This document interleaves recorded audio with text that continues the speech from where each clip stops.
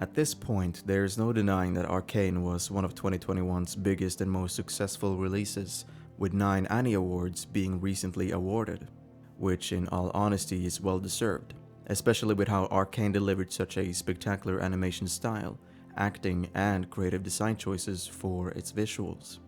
But another great thing about Arcane is that at least one character in the story carries a type of experience, ambition, burden, or pain that someone else can relate to. The characters within this world doesn't detach themselves from human conflict, but instead embrace and adjust them in their ways. This allows for the growth of an emotional connection between the viewer and the character. In some ways, it also opens up the room and opportunity for more profound and meaningful self-reflection and introspection. This is by no means a new thing in cinematic history, and arguably, just about any movie or show that aims to be successful fundamentally needs at least one character to be someone a viewer can relate to. Otherwise, there will be a lack of understanding and interest, and if that isn't captured, many will end up emotionally detached from the story. However, I think Arcane captures the essence of relatability specifically well through its vast range of personalities which it has to offer. So in this video, in the Misery of Never Letting Go series, I wanted to take a deeper look at the character Vi and her relationship with her friends and family. Why a lot of her feelings and actions are something that many of us can relate to and understand on a personal level. Through the metaphorical eyes of Vi, I thought it would be interesting to look at what it means to stay loyal to those we care deeply for, and how we hold on to the attachment to them, choosing to never let go despite some of the sufferings that it takes us through. Vi is a character burdened with a lot of responsibility and difficulties that she constantly has to overcome with the passing of time. By taking a more careful and closer look at her emotional journey through the hardship of battling specific attachments, her fall and rise of internal and external absence, and the endurance of change with relationships, we'll be able to grasp a better understanding of Vi's choices and feelings, what some of her thought processes may be during certain situations, and how in some ways all of this can be relatable to our experiences, emotions, and thoughts as well.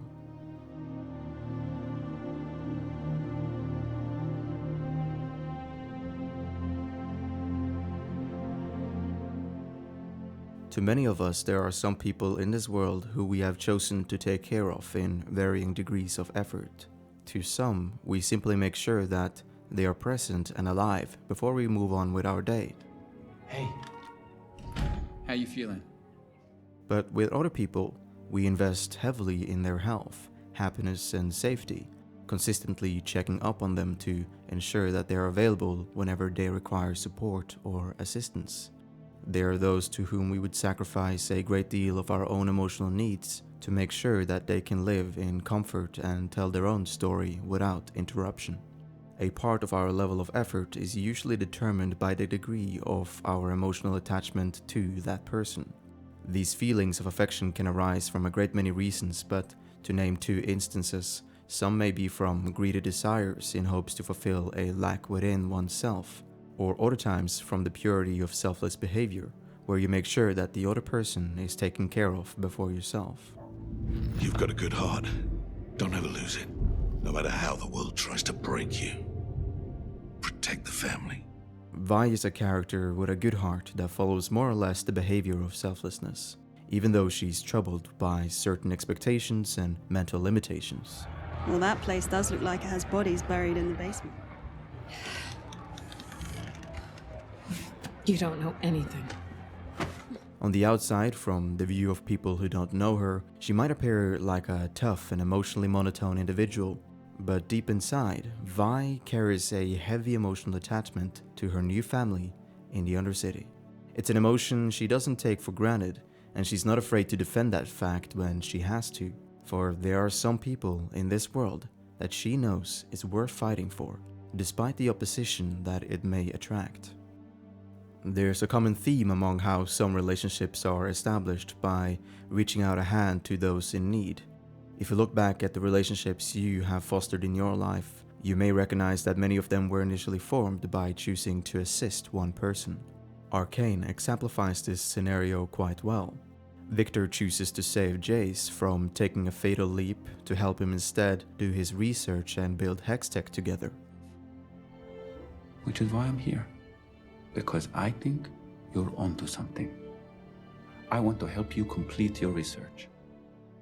Echo helps Heimerdinger better to understand the poverty and difficulties of the Undercity while teaching him about innovative technologies. You say all this came about in your own brief lifespan? How were you able to accomplish so much so quickly? You'd be surprised what you can pull off when your life depends on it. And although with a darker set of moral values, Savika assisted Silco through a great deal of hardship and challenges, proving to be a loyal ally that he would trust more than many others. But I still believe in loyalty.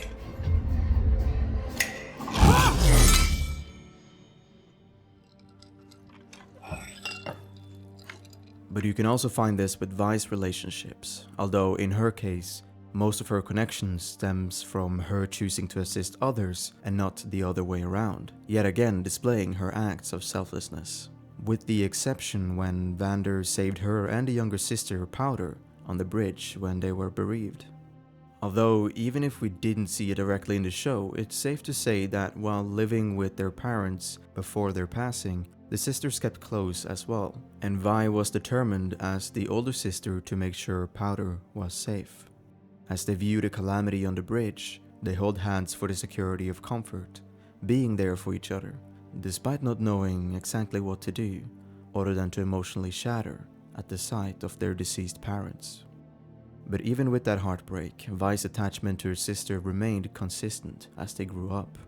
From adversities, we may still find the time to heal our emotional wounds by helping others and being a resourceful figure.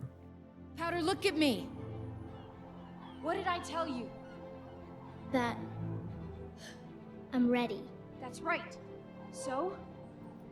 To keep the mind leveled and avoid falling in complete disruption, it can be easy to layer many new responsibilities to distract oneself from internal suffering, which in turn Vi had to do.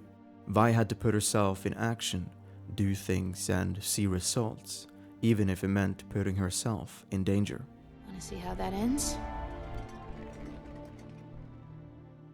Ever since the attack on Piltover failed, Vi has taken upon the responsibility to stay closer to Powder and to protect her even more while trying to teach her how to survive among the dangers of the Undercity and its glooming streets.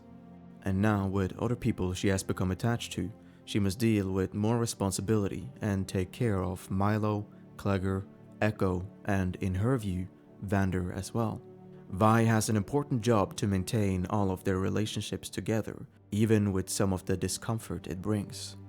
When we put ourselves out at the forefront to take accountability in our own hands to ensure the safety and comfort of others, the natural response is that we may be looked upon as someone with courage and confidence by other people, something Vi easily displays. She knows that she is skilled and is capable of doing things the others are not, and she tries to maintain a certain level of matureness and understanding, which sets her above the rest.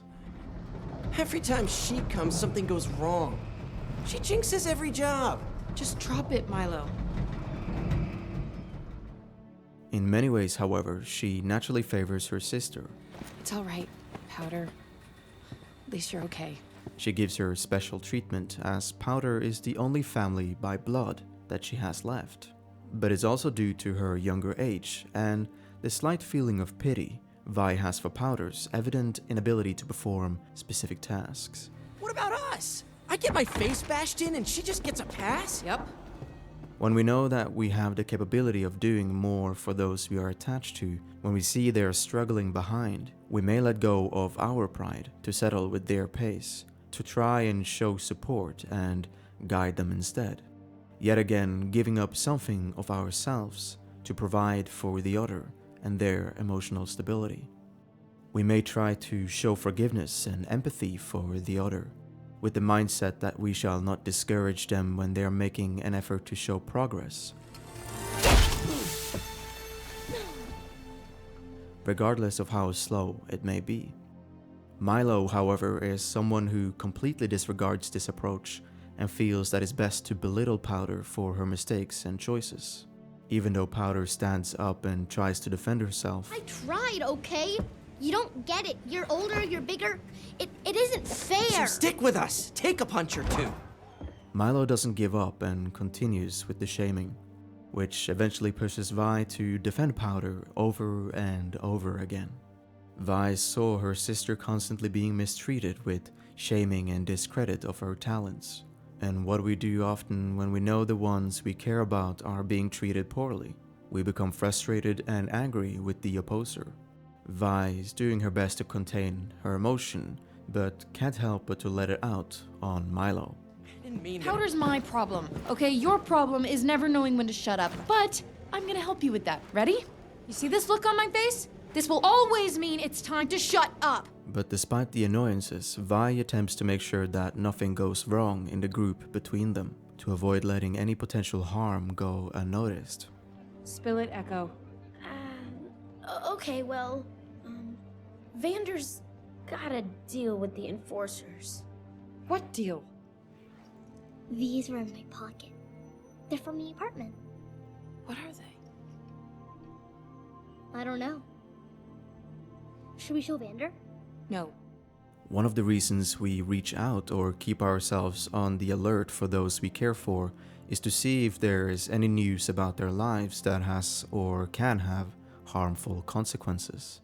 We allow ourselves to be present and look ahead for the future, to be aware of any potential dangers, hoping that we can protect the ones we care for from harm.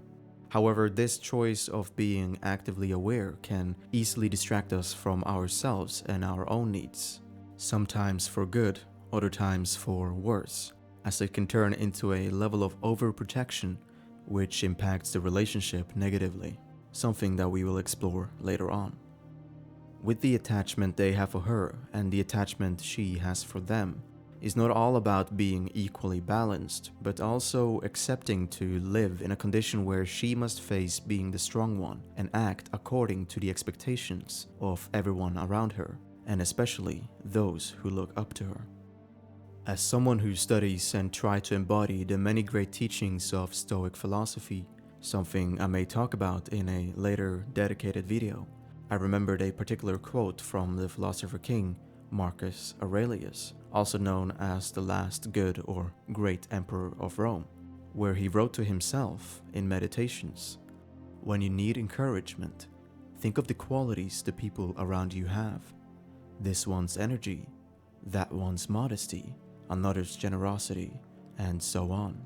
Nothing is as encouraging as when virtues are visibly embodied in the people around us." Those kids look up to you. Yeah, I know. You know, but you don't know. When people look up to you, you don't get to be selfish. I'm You not- say run, they run. You say swim, they dive in. You say light a fire, they show up with oil. But whatever happens, it's on you. Vi's way of doing things is clearly reflected in her group, encouraging them with her qualities to be like her, or try to be at least. She's an inspiration and a role model, someone who can teach and guide. She showed me a couple of moves to practice. Look!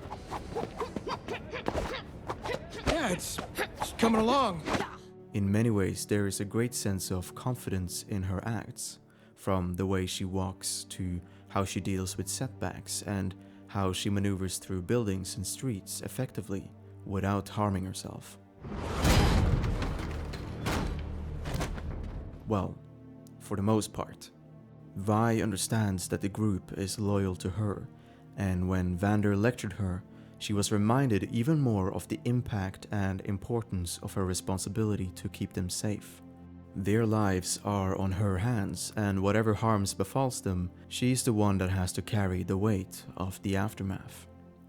Even before talking with Vander, she puts herself in danger before anyone else when she can. Vi goes first and takes leadership as she expects herself to do. All clear.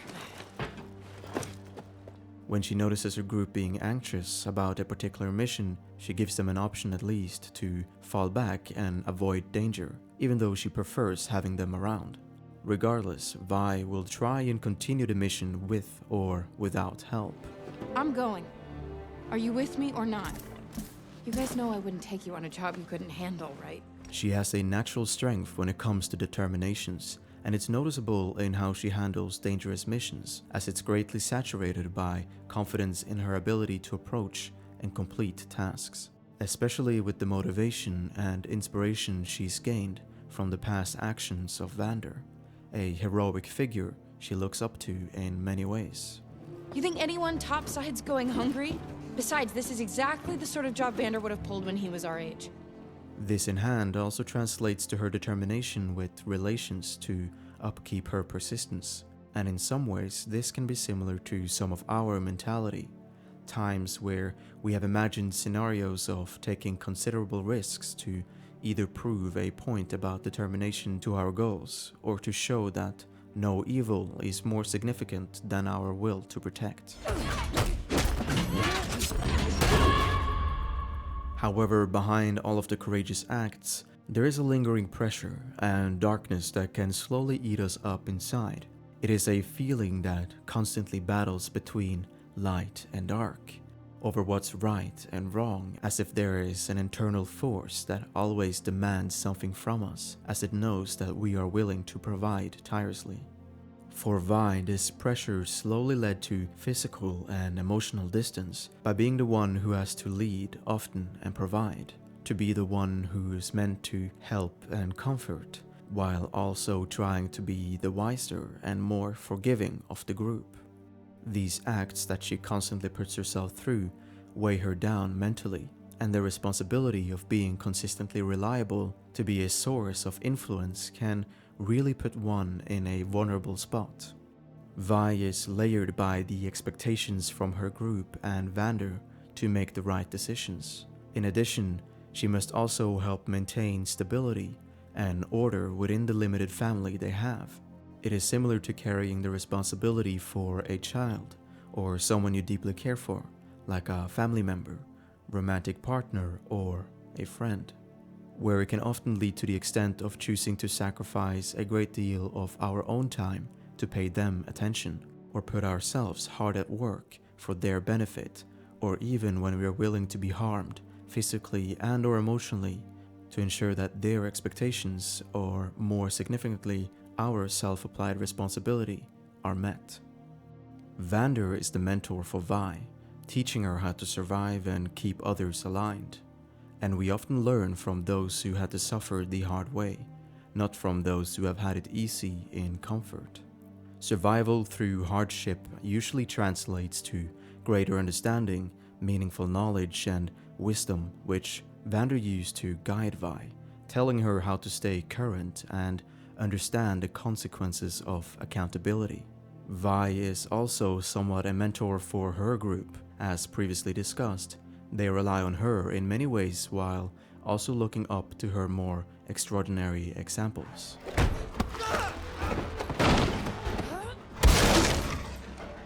Did you fight the enforcers? What? Oh, no. Just some bums. Oh, did Vi kick their asses? Yeah, I mean, I wouldn't be here otherwise. The major difference is, aside from age, is that Vi still struggles with deep resentment towards the enforcers, who has constantly opposed Vi and her family all her life, forcing her to live in poverty. At the same time, Piltover is surrounded by opportunities, luxuries, and healthy families. This resentment doesn't help Vi look at the world and her life in any brighter way, pushing her to focus more on the negatives and relying on those feelings and thoughts to initiate many of her judgments. No, we're not okay. They almost saw Powder. What if they took her? No one is taking any of you. Never let that happen. It's already happening! You heard him. They won't stop. We need to fight back. And if you won't, I will. Think of hatred. It's a deep emotion to carry. It's a toxic fume within us that makes us bitter and often makes us look at aspects of life with a critical negative point of view, regardless if it's justifiable or not. Combining this hatred with a strong level of attachment to protect can send us on a conflicting path, despite our inherently good intentions.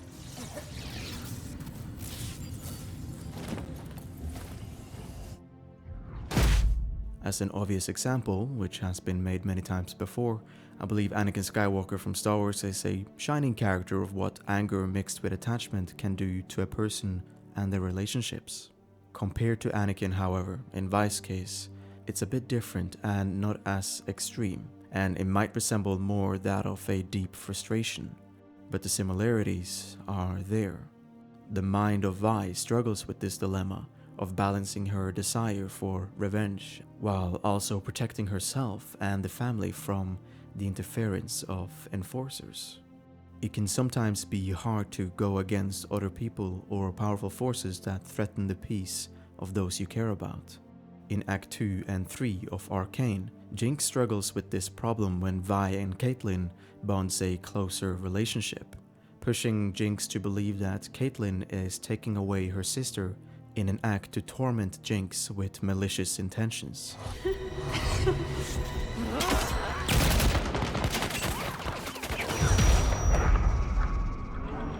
Vi also sees this as a problem with the enforcers, feeling as they are threatening her family, even more so after their failed raid on Piltover, regardless of the advice given by Vander. We make ourselves a problem for Piltover, and they will send the enforcers. So? Why answer to them? These are our streets. Someone should remind them of that. You're not hearing me. That path? This? It's not gonna solve your problems. She's so attached that she won't let herself stand by and hope that things turn out for the better. She feels that she must take action into her own hands and to do more and more. I should have been there. For you. For everyone. That's a good way to drive yourself crazy. It goes back to what I said earlier about feeding an internal force by tirelessly having to provide. It can quickly create an illusion that everything that happens to us or others can be prevented or solved with our actions. Thinking this way can eventually lead to the point where we start to disregard our own human limitations, with or without even knowing about it. For it is important to remember that loyalty and commitment can quickly become our weakness. I grew up knowing I'm less than them. That my place is down there.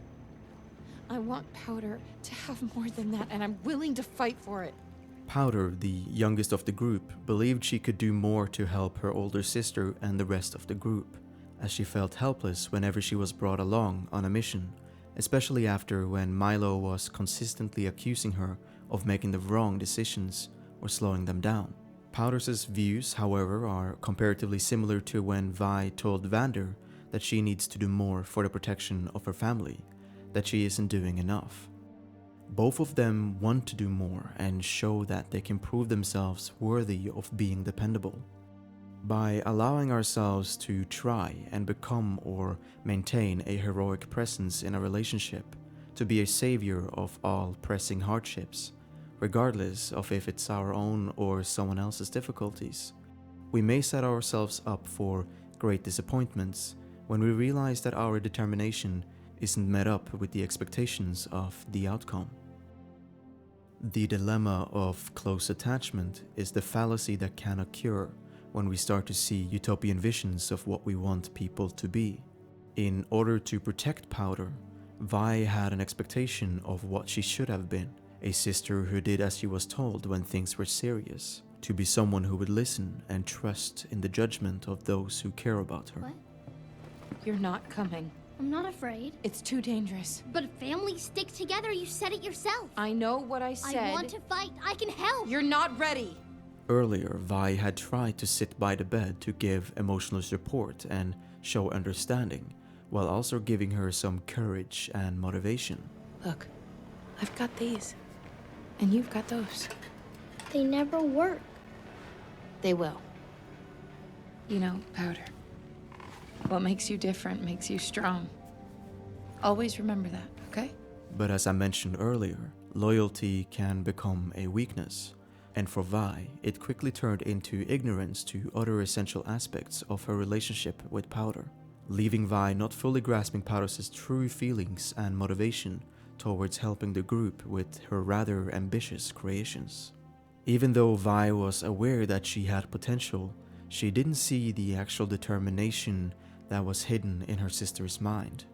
Vi became so focused on wanting to be the protector, healer, and liberator that she unknowingly turned a blind eye to Powder's difficulties and mental struggles. This left Vi with an outcome that she would never forget.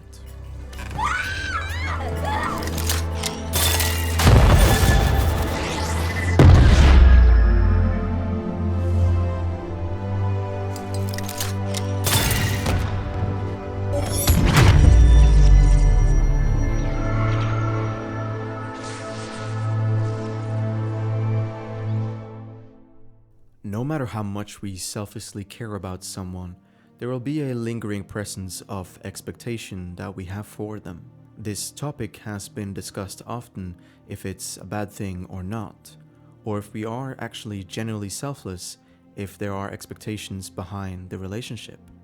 But I think the question shouldn't be about whether we should or shouldn't have expectations for them, but instead how we should respond to the conflict when our expectations are broken. If we meet it with understanding, forgiveness, and serenity, or act with anger, resentment, and toxic behaviors. Vi's expectations for his sister broke when Powder went against them, leading to the death of Milo, Clegger, and ultimately Vander.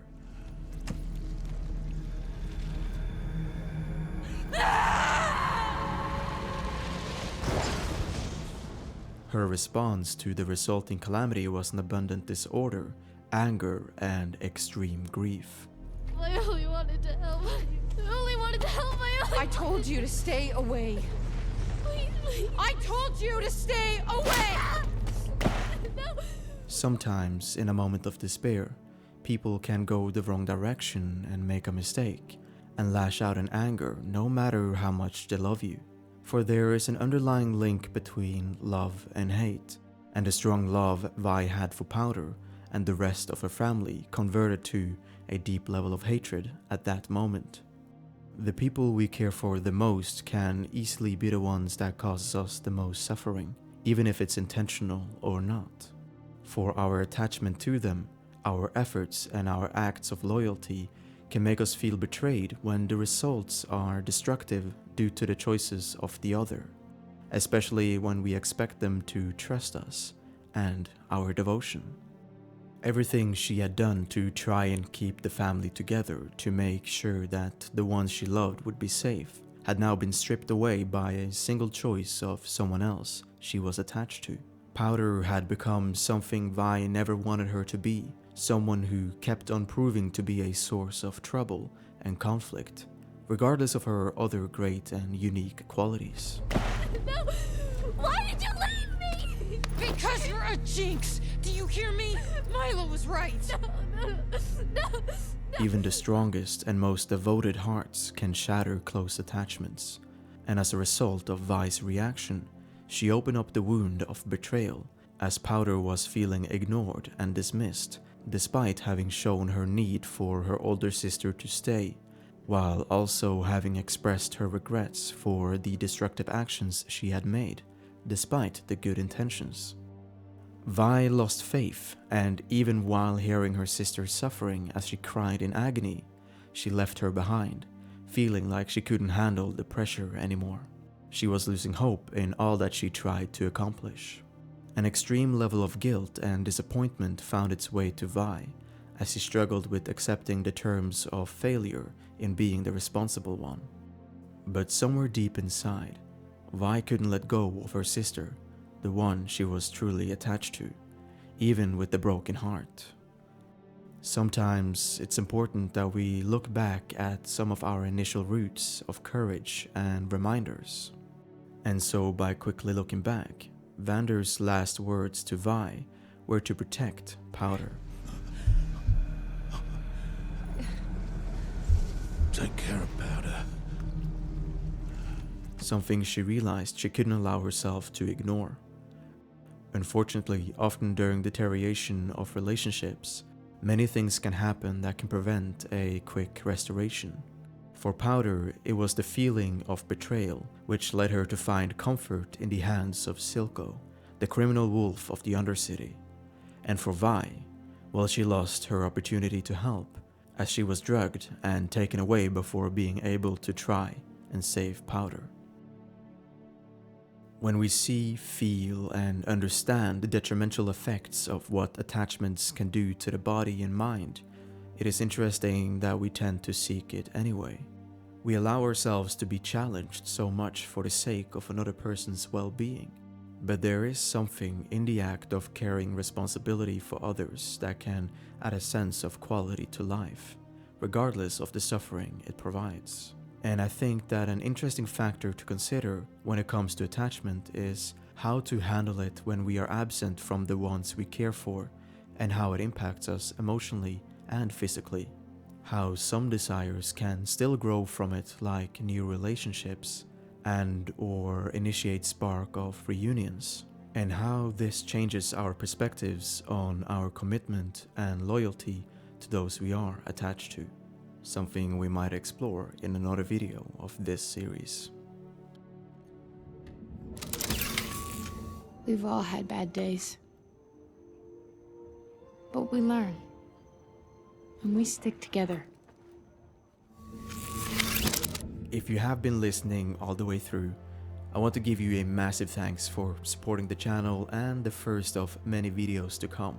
I have some great ambitions on what this channel can be, but to give a little introduction, I want to make this channel a place for me to discuss movies and games, to express my views and overall life experiences in relation to the cinematic stories which are told. Outside of movies and games, I might also venture into more real-life scenery with my camera and microphone, where I might incorporate more of my philosophical appreciations. But for this particular series, it's all about relationships and how it affects the mind and the choices we make. And of course, as the video title suggests, it's about the misery of never letting go. If you want, consider leaving a like and subscribe to the channel. It would mean a great deal to me and help me write and publish more videos like this one, as I take quite a lot of effort and time to produce. I want to wish you a great rest of your day, and I will see you in my next video. Thank you for watching.